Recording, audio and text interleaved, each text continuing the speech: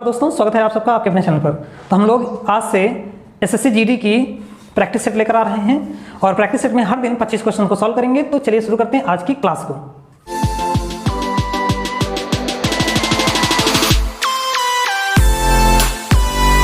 Factory में प्रति 9 में से एक महिला कामगार है, ठीक है। यदि महिला कामगारों की संख्या 125 है तो कामगारों की कुल संख्या बताएं। देखो क्या है कि कुल कामगारों में कितने लोग हैं, 9 लोग हैं। अगर 9 लोग में एक लोग महिला हैं तो 8 लोग क्या हैं, अन्य सदस्य। अब उन्होंने कहा कि महिलाओं की संख्या 125 है, तो देखो जब 1 भाग 125 के तो 8 भाग कितने के हो जाएगा, 1000 के। यानी 125 को हम क्या कर देंगे, 8 से गुणा। तो अगर आपसे पूछा जाए कि कुल कामगार कितने हैं, कुल कामगार, तो आप क्या बोलोगे कि 1000 तो सिर्फ महिला को छोड़कर हैं और 125 महिला और हैं, तो ये आपका हो गया 1125। ये आपकी सवाल का आंसर हो गया। सवाल क्या है कि एक फैक्ट्री में 9 सदस्यों में एक महिला है, ठीक है, एक महिला है। यदि इस फैक्ट्री में महिला कामगारों की कुल संख्या 125 है तो उसमें फैक्ट्री में काम करने वाले कुल कामगार कितने हैं। तो देखो 9 लोगों में एक महिला है तो 8 अन्य सदस्य होंगे और 1 भाग सवाल में 25 के दिया है तो 8 भाग कितना हो जाएगा, 1000 के 125 को 8 से कर देंगे गुणा। अब यहाँ पर कुल की बात कही गई तो कुल कितना हो जाएगा 100 यानी 1125। आप इसको ऐसे भी कर सकते हो कि 1 भाग 125 के बराबर और कुल है 9 भाग, तो 9 भाग बराबर 125 गुणे 9 कर दीजिए, डायरेक्ट आंसर आ जाएगा 1125। तो इस सवाल का आंसर क्या हो जाएगा, 1125। नोट कर लीजिए कि A बराबर है B का 2/3 यानी B इंटू 2/3 और B बराबर है C का 4/5। तो आपसे पूछा गया A अनुपात B अनुपात C बताओ। यानी क्या है, A बराबर है B का 2/3 और B बराबर है C का 4/5। तो A अनुपात B अनुपात C बताना है। सॉरी, तो सबसे पहले करेंगे क्या, इससे हम क्या कर देंगे, A/B निकाल लिया। ये कितना आ जाएगा 2/3 और यहाँ से क्या आ जाएगा B/C बराबर 4/5। तो देखो ये A अनुपात B कितना बन गया 2:3 और ये कितना हो गया B अनुपात C बराबर 4:5। और जब आपको A अनुपात B अनुपात C दिया है, A अनुपात B अनुपात C निकाला जाए तो आपके लिए मैंने क्या बोला कि A अनुपात B ले लीजिए, कितना है 2:3, फिर B अनुपात C ले लीजिए, कितना है 4:5 और हमारे नाम का उल्टा अक्षर बना दीजिए। तो ये कितना हो गया A अनुपात B अनुपात C यानी कितना हो जाएगा 4×2=8 रेशियो 12:15। ऐसा कोई नंबर नहीं जो इनको काट सके, तो यही इसका आंसर हो गया A अनुपात B अनुपात C बराबर 8:12:15। ठीक है, कहा गया आंसर हो गया कि प्रथम 10 अभाज्य संख्याओं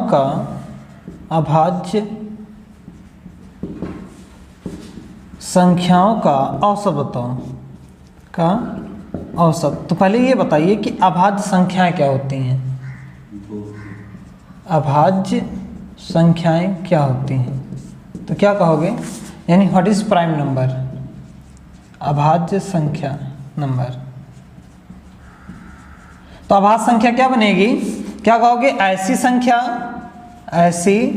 संख्या जिसके सिर्फ और सिर्फ 2 गुणनखंड होते हैं, 2 गुणनखंड होते हैं और वे दोनों अलग अलग होते हैं, अभाज्य कहलाते हैं। ठीक है, अलग अलग होते हैं, अभाज्य कहलाते हैं, अभाज्य कहलाते हैं। अब इसमें अगर अभाज्य संख्या कही जाए तो आपको पता है 1 से 100 तक कितनी अभाज्य संख्या है 25। 1 से 50 तक कितनी है 15, 50 से 100 तक कितनी है 10। तो ये आपके 3 पॉइंट याद होने चाहिए। आगे इस सवाल में आपसे कहा गया कि प्रथम 10 अभाज्य संख्याओं का औसत बताओ, तो हम प्रथम 10 अभाज्य संख्याएं लिखेंगे, फिर उनका औसत निकालेंगे। तो औसत बराबर क्या होता है, देखो प्रथम अभाज्य संख्या क्या हो जाएगी 2, 3, 5, 7, 11, 13, 17, 19, 23, 29, देखो 1, 2, 3, 4, 5, 6, 7, 8, 9, 10 हो गई। अब औसत बराबर क्या होता है, तो औसत बराबर आपने पढ़ा है पदों का योग बटे पदों की संख्या। ठीक, तो यहाँ पर पदों का योग क्या हो जाएगा, तो कहोगे 2 + 3 + 5 + 7 + 11 + 13 + 17 + 19 + 23 + 29 अपान, अब कितने पद हैं 1, 2, 3, 4, 5, 6, 7, 8, 9, 10, तो बट्टे में कितना कर देंगे 10। इन सब का योग करिए तो 3, 2, 5, ये हो जाएगा टोटल 129 अपान 100, यानी हो गया ये 129/9। तो 10 से जैसे भाग करेंगे तो 12.9 इस सवाल का आंसर हो जाएगा। तो औसत कितना आ जाएगा 2 + 3 + 5 + 7 11 13 17 19 और 23 29 को ऐड करेंगे, 10 से भाग करेंगे तो इनका जो योग होगा वो 129 होगा। 10 से भाग कर दिया 12.9 आ गया। बढ़ते हैं अगले क्वेश्चन पर। यानी आपसे कहा गया, तो हमने मान लिया कि लागत जो है, लागत वो 100% है। कितनी है 100%। हमने छूट कितनी दे दी, छूट दे दी 20% की। तो अब कितनी बची होगी, तो आपने कहा कि पहले लागत 100 थी, छूट 20 की मिल गई, तो 80 में वो चीज़ मिलेगी, क्योंकि 100 में हम क्या करेंगे 20 माइनस कर देंगे। और इसी का रुपए में कितना दिया गया है, तो आपने कहा 64। तो यहाँ से अगर हम 10% निकाल लें तो कितना आ जाएगा 8। और हमें चाहिए मूल लागत कीमत यानी 100%, तो एक जीरो इधर चिपका दो, एक जीरो इधर, तो हो जाएगा 80 रुपये। ये इस सवाल का आंसर हो गया, क्योंकि लागत हमें चाहिए थी, तो लागत क्या है 100%। ये आपका आंसर हो गया। अगला सीधा सीधा एक चीज़ है कि लागत मूल्य हमें तो नहीं मालूम, ठीक है, और अंकित मूल्य पर 10% की छूट देता है। तो छूट कितने % की है 10% की छूट है, ठीक है, और उसे अब भी 17% का, तो लाभ कितना हो रहा था, तो आपने कहा 17% का। तो इसका सबसे अच्छा तरीका ये है कि हम मान लेंगे कि इसका अंतिम लाभ तो दिया गया है, अंतिम लाभ दिया है, तो हम मानेंगे किसने जो प्रारंभिक मूल्य बढ़ाया होगा, मूल्य में वृद्धि जो की होगी उसको रख देंगे, माइनस कर देंगे छूट, ठीक, और फिर माइनस हो जाएगा मूल्य में वृद्धि गुणे छूट बटे 100। यहाँ से डायरेक्ट हमारा आंसर आ जाएगा। अंतिम लाभ कितना है 17%, मूल्य में वृद्धि हमें नहीं मालूम, हमने x कह दिया, छूट हो गई 10 की, तो माइनस का 10x अपान 100।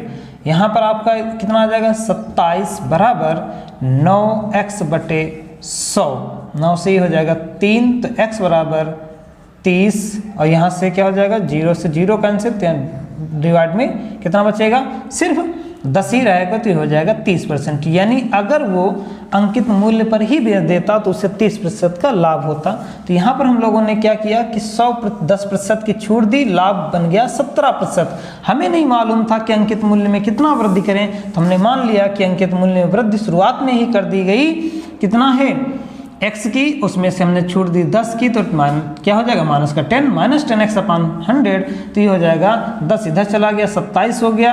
अब हमारे पास x में से 1/10 हटाएंगे तो 9x/10 हो जाएगा। तो इसको हम ऐसे लिख देंगे कि 9x/10, और ये बन गया कितना 9 × 27, और यहाँ पर x बराबर 30%। तो आई होप समझ गए। 160 रुपये में हमने कितना बेचा है 90, तो घाटा कितने का हुआ 20% का लॉस हो गया। अब हम चाहते हैं कि 96 रुपये में कितना बेचें कि हमें 20% का प्रॉफिट हो जाए। तो सीधा इधर लिखो 160 रुपये में हम 90 बेचना चाहते थे, 20% का लॉस हो गया। अब हम 96 में कुछ बेचना चाहते हैं जिससे हमें 20% का प्रॉफिट हो गया, बस इसी को सॉल्व कर लो, डायरेक्ट आंसर आ जाएगा। तो कितना आ जाएगा 160/90 into 80 equals to 96/x into 120।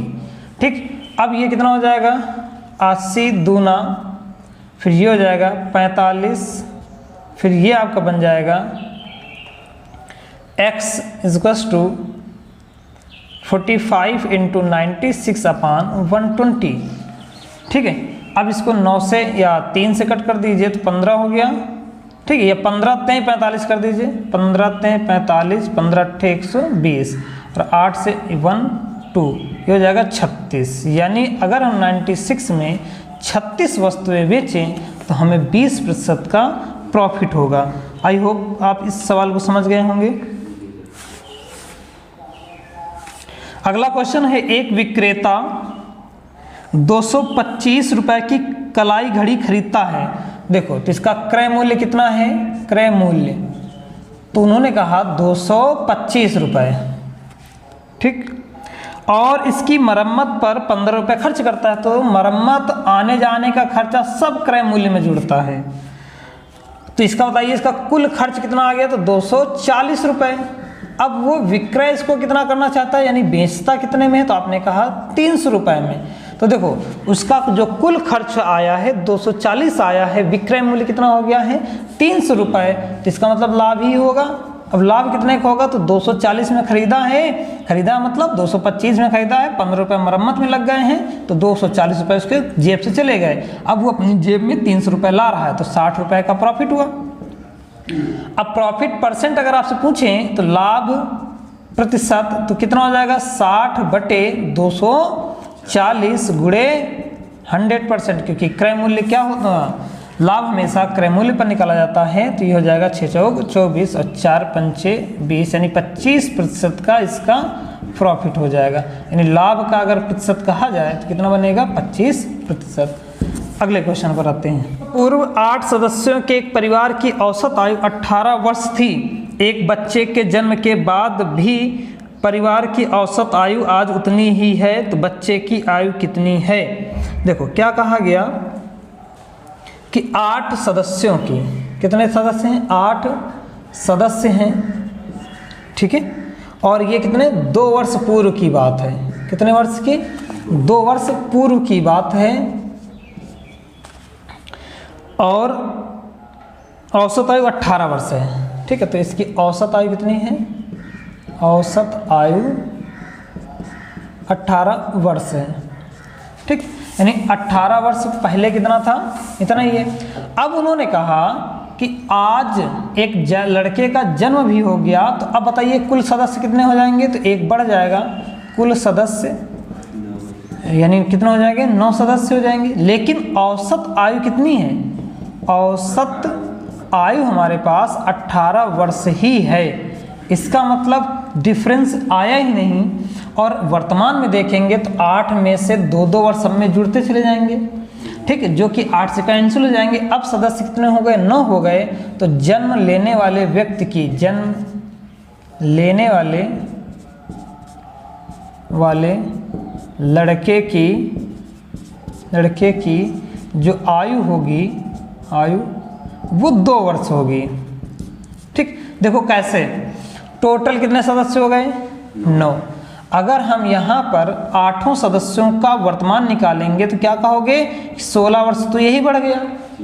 ठीक है, और यहाँ पर 18 है, तो इसका मतलब इसको कितने से कर दें कि इसका औसत में कोई परिवर्तन ना हो, तो आप कहोगे 2 जोड़ दो, तो यहाँ कितना हो जाएगा 18, फिर से हमारा 18 वर्ष ही आ गया। इसका मतलब हो ना हो आने वाले सदस्य की जो वर्तमान आयु है वो कितनी है 2 वर्ष है। तो ये आपका आंसर हो गया।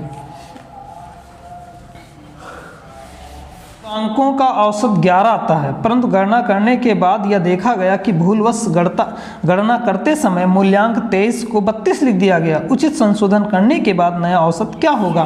देखो 9 का पूर्णांक कितना आया 11, यानी औसत जितना आया उसका कितना मान है 11 है। अब उन्होंने कहा कि हमने 23 के स्थान पर, सॉरी किसके स्थान पर 23 को 32 लिख दिया, यानी मुझे लेना था 23, हमने ले लिया कितना 32। देखो ध्यान रखना, इसको लेना था लिया, लिया कितना 32। सिंपली समझो, लेना था मुझे 23 लेकिन मैंने लिया 32, तो मैंने ज़्यादा लिया ना, तो औसत भी क्या होगा, ज़्यादा ही आएगा। बताइए कितना ज़्यादा लिया हमने, 23 से 32 किया, कितना ज़्यादा लिया, तो 7 2 9, यानी 9 हमने ज़्यादा ले लिया। तो 9 जो ज़्यादा आएगा वो क्या करेगा, औसत में भी वृद्धि कर देगा।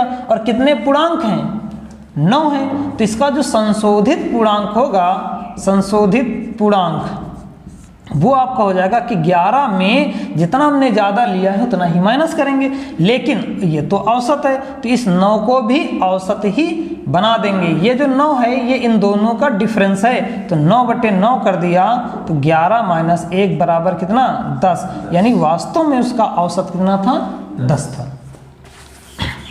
ए एक काम को 10 दिन में करता है, सॉरी 20 दिन में है, ए एक काम को 20 दिन में करता है, बी उसी काम को 30 दिन में करता है। इन दोनों का लासा कितना हो जाएगा 60, तो ये कितना हो जाएगा 3, ये हो जाएगा 2, दोनों मिलकर कराना है, यानी a + b से कराना है। काम कितना है 60, दोनों की क्षमताओं का योग 5, कितना हो जाएगा 12, यानी दोनों मिलकर उस काम को 12 दिन में पूरा कर देंगे। आई होप आपको समझ में आया होगा।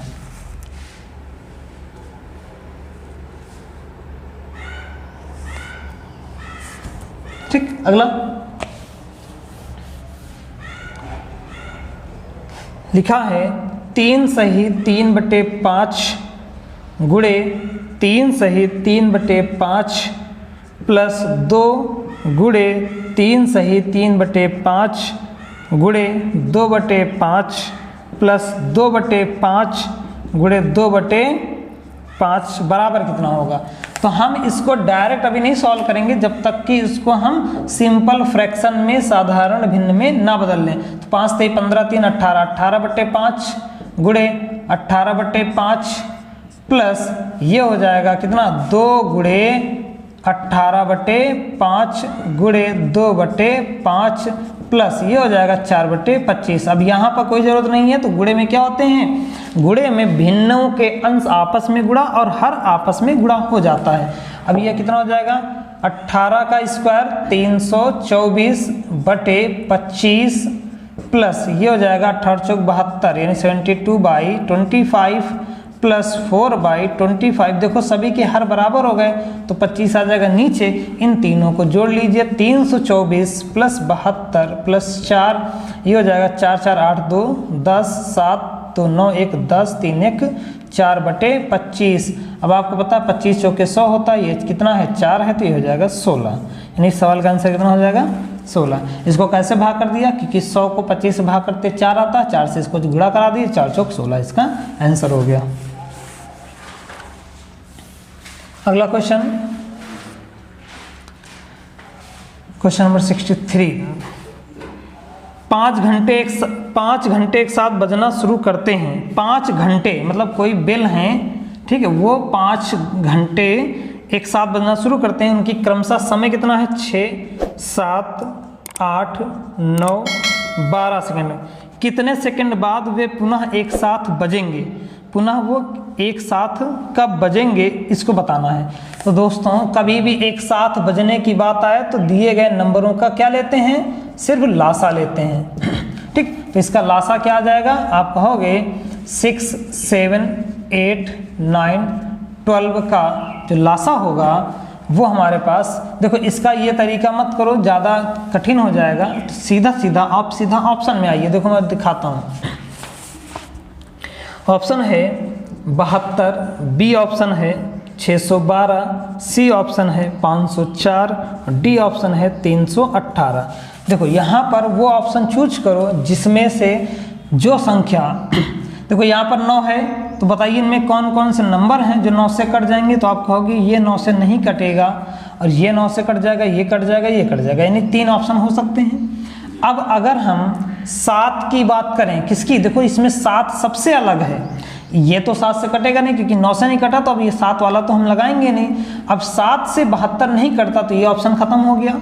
7 से 612 भी नहीं कटेगा, ये ऑप्शन खत्म हो गया। तो बचा हमारे पास कौन सा 504।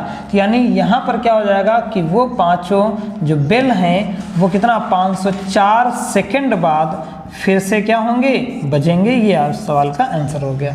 कभी डिटेल में चैप्टर को पढ़ेंगे तो उस पर हम लोग बात करेंगे कैसे हम इस चीज़ को बहुत आसानी से कर सकते हैं। अभी हम लोग प्रैक्टिस सेट कर रहे हैं, तो इसको आगे बढ़ते हैं।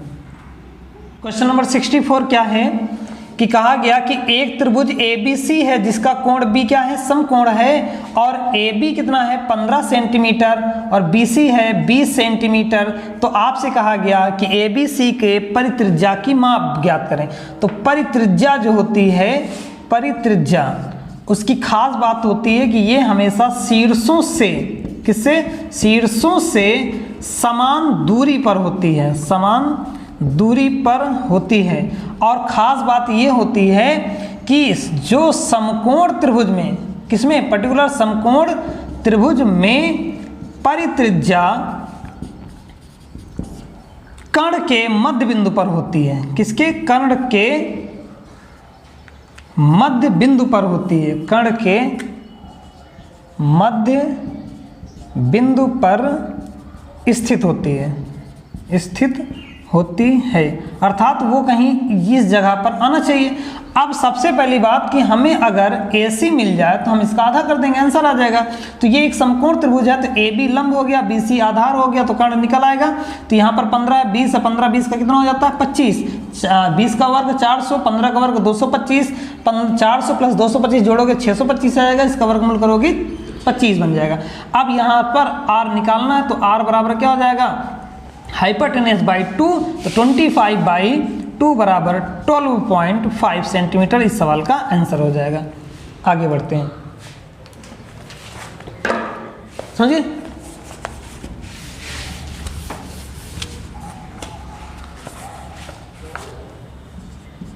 क्वेश्चन नंबर 65 कहा गया 750 रुपए अंकित मूल्य है। कितना है, 750 अंकित मूल्य है, और इसको बेचा गया है कितने में, 570 में। तो बताइए छूट की दर क्या थी। तो बताइए 500 कितना है, 750 रुपये अंकित है, और ये बेचे जाने वाला मूल्य कितना है 570। तो कितने का डिफरेंस आया, तो कहोगे 570 माइनस 750 माइनस 570, जीरो, ये हो जाएगा 15 में 7 गया 8, ये हो गया 6 में 1 गया 180, यानी 180 की छूट मिली। अब ये छूट जो है 180 की 750 का कितना है, तो आप सीधा 100% निकाल लीजिए, 0 से 0 कैंसिल हो गया।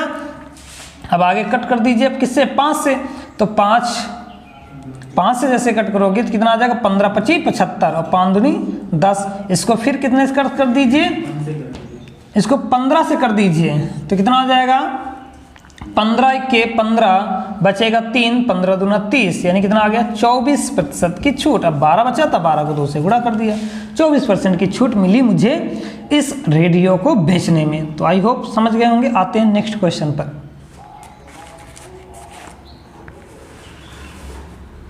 कहा गया कि A plus B plus C मिलकर कमाते हैं कितना, मिलकर कमाते हैं 150 रुपए।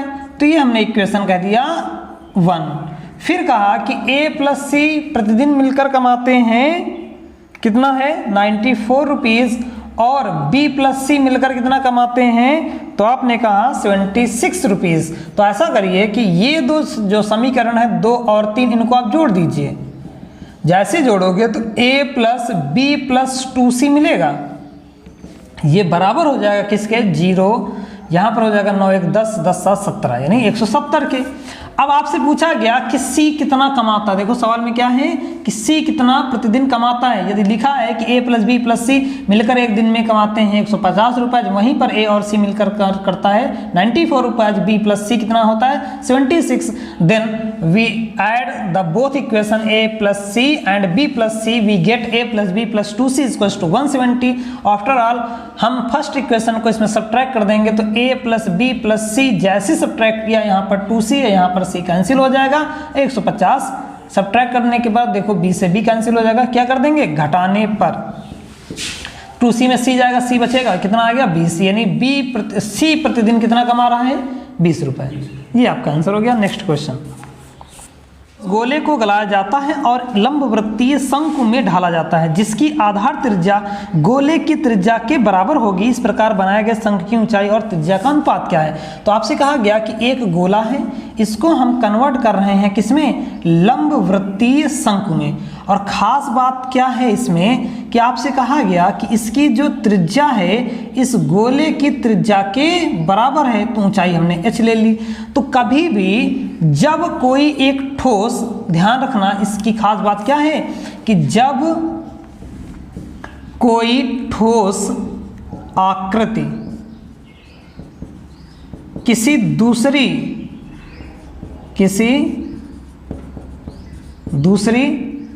ठोस आकृति में ढाली जाती है, आकृति में ढाली जाती है,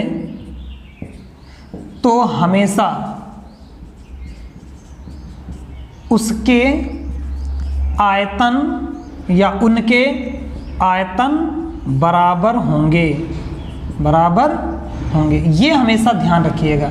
तो यहाँ पर क्या है, गोले को हम लंबवृत्तीय शंकु में ढाल रहे हैं, इसका मतलब क्या हो जाएगा कि इसके आयतन हमेशा बराबर होंगे। तो मुझे बताइए गोले का आयतन क्या होता है, तो आप कहते हो 4/3 पाई आर स्क्वायर या पाई आर क्यूब होता है। अच्छा, यही आयतन तो क्या हो जाएगा, फिर शंकु का हो जाएगा। लेकिन हमें पता है कि शंकु का जो आयतन होता है वो कितना होता है, तो आप कहते हो 1/3 पाई आर स्क्वायर एच। देखो सवाल में कहा गया आपके कि ये आर और ये आर आपका बराबर है, तो चलिए इसको भी हम बड़ा आर ही कर देते हैं यहाँ पर, ठीक है। और ये एच हो गया। तो आपसे कहा गया कि अगर हम ठोस गोले को शंकु में परिवर्तित कर दें तो बताइए एच और आर के साथ क्या संबंध आएगा, क्या अनुपात आएगा। तो हमने क्या लिखा कि गोले का आयतन और यहाँ पर शंकु का आयतन दोनों आपस में बराबर हो गया।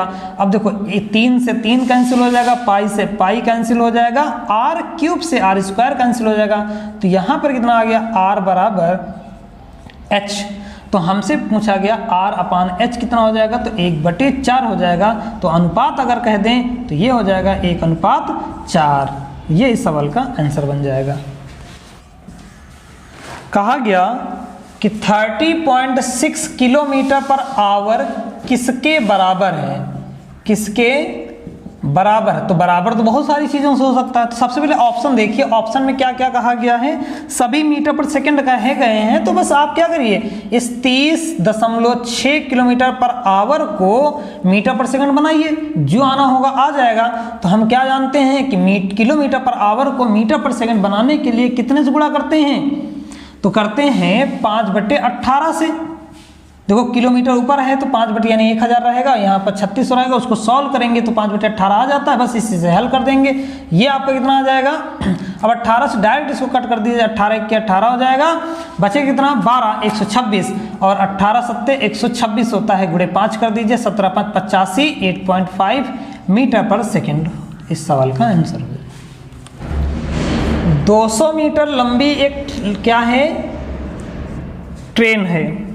इसकी चाल कितनी है, यानी स्पीड 36 किलोमीटर पर आवर। देखो दोस्तों यहाँ पर लंबाई कितने है, मीटर में है, ये क्या है लंबाई मीटर में है, तो चाल भी हमारी मीटर पर सेकंड में होनी चाहिए, क्योंकि हम कभी भी किसी भी फार्मूले में समान राशियों का ही यूज करते हैं। अगर यहाँ पर मीटर है तो ये इसको किलोमीटर पर आवर को भी मीटर पर सेकंड बना लीजिए। तो इसको 36 को 5/18 से जैसे ही गुणा कराओगे ये कितना आ जाएगा 2, यानी 10 मीटर पर सेकेंड आ जाएगा। उन्होंने कहा एक पुल ही है, एक पुल को पार करने में, एक पुल को पार करती है कितने में, आपने कहा 55 सेकंड में, ठीक है, सेकंड में। तो अब आप बताएं कि ट्रेन जब भी, जो ट्रेन किसी पुल, प्लेटफॉर्म या सुरंग को पार करती है तो वह अपनी लंबाई के साथ साथ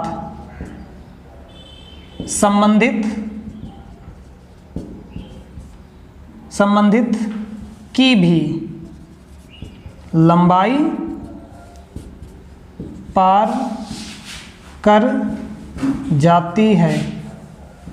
ठीक है, यानी ये आप समझ गए पा रहे हैं कि एक पुल को पार करती 55 सेकंड में। ट्रेन किसी पुल को, प्लेटफॉर्म या सुरंग को पार करती है तो अपनी लंबाई के साथ साथ संबंधित की लंबाई भी पार करती है। या फिर आप इस चीज़ को मत करिए, डायरेक्ट देखिए कि देखो यहाँ पर ट्रेन की चाल कितनी है, आपने कहा 10 मीटर पर सेकेंड। अच्छा, ये कितनी समय में प्लेटफॉर्म को पार कर रही है, तो आपने कहा 55 सेकेंड में। तो बस आप एक काम करिए कि 55 सेकेंड में ट्रेन अगर कितना पार करेगी लंबाई, तो लंबाई बराबर क्या होता है, या दूरी बराबर होता है चाल गुणे समय।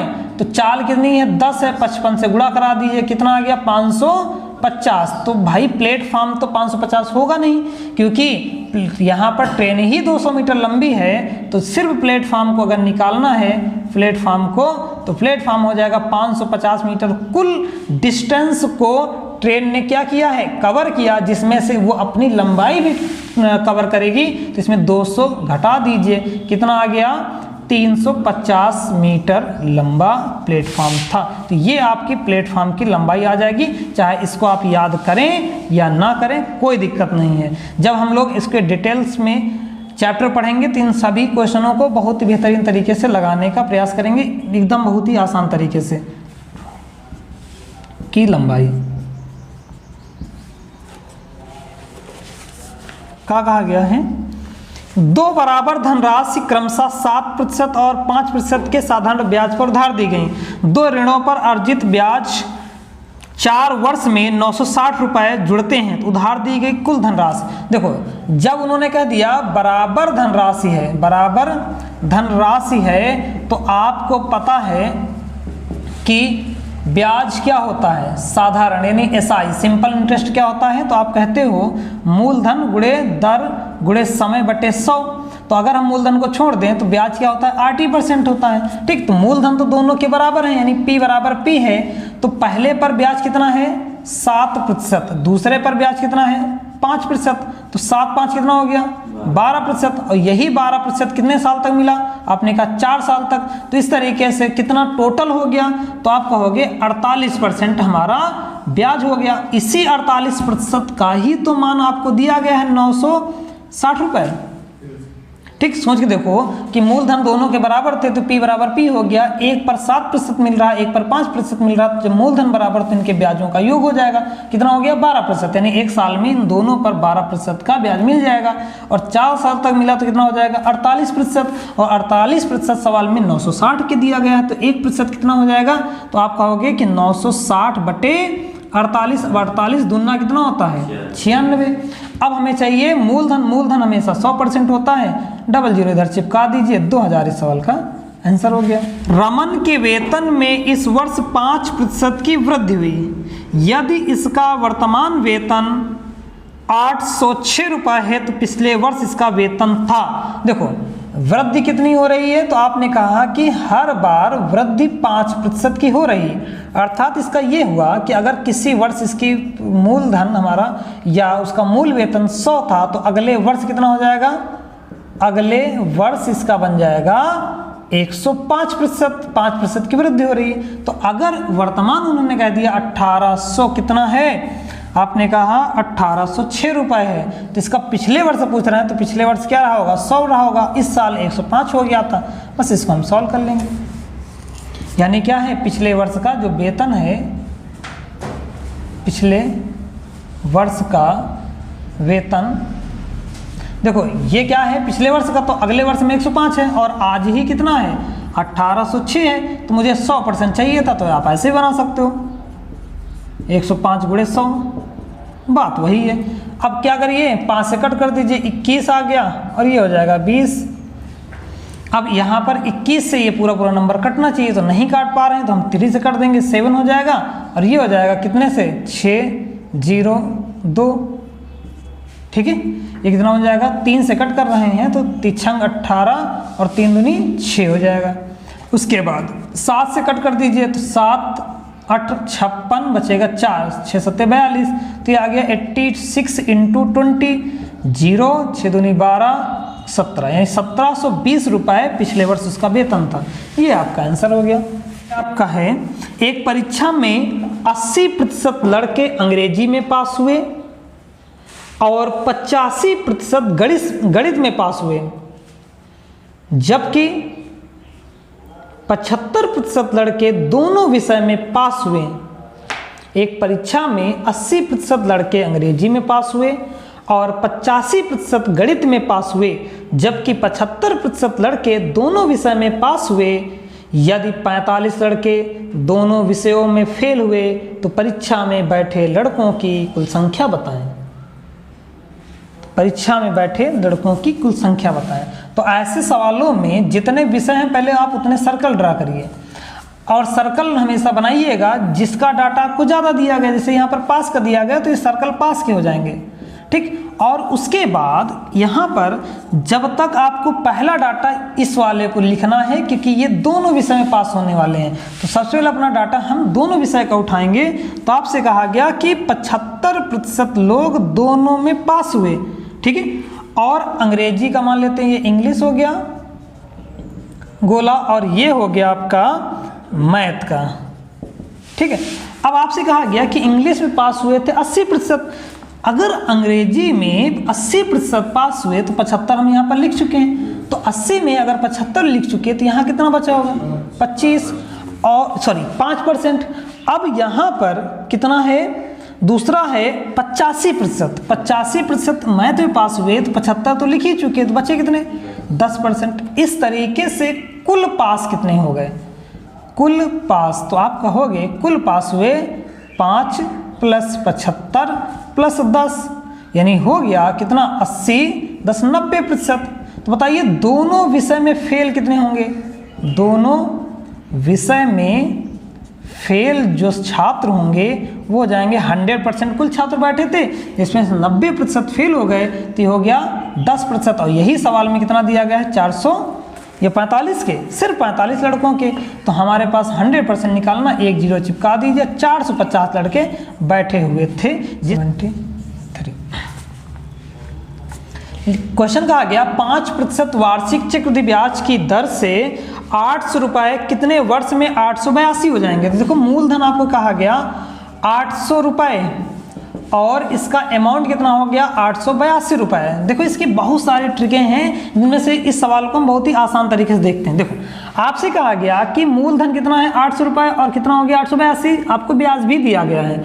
तो सबसे अच्छा अगर समय निकालना हो तो समय निकालने का देखिए 800 रुपये ऐसे कर दीजिए और 882 ऐसे कर दीजिए। अब इसमें जो कैंसिल होने वाला है उसको कर दीजिए। देखो अगर हम 2 से इसको कट कर दें तो हो जाएगा 400 और इसको अगर 2 से कट गए तो 441। अब मुझे बताओ क्या ये नंबर वर्ग है कि क्यूब है, ये नंबर क्या वर्ग है कि क्यूब है, तो ये भी वर्ग है ये भी वर्ग है। जब आपको अमाउंट और प्रिंसिपल यानी मूलधन और अमाउंट दोनों वर्ग के फॉर्म में हो तो समय हमेशा वर्ग वाली संख्या यानी 2 वर्ष हो जाएगी। समझ पा रहे हो, यहां पर ये वर्ग है तो इसका मतलब समय भी क्या हो गया वर्ग वाली संख्या नहीं 2 हो गया। अगर यहाँ पर क्यूब होता तो समय कितना हो जाता 3 वर्ष हो जाता। तो आप इससे डायरेक्ट आंसर निकाल सकते हो। ठीक, आई होप आप समझ गए होंगे। इसके लिए हम अलग से एक वीडियो बना देंगे इस चैप्टर का बहुत ही आसान तरीके से। तो आगे बढ़ते हैं अगले क्वेश्चन पर। यानी ये जहाँ पर ये 20 का वर्ग किया और ये 21 का वर्ग किया तो ये जो 2 है यही समय है, यही समय हो गया। बस आंसर आपका। आगे बढ़ते हैं।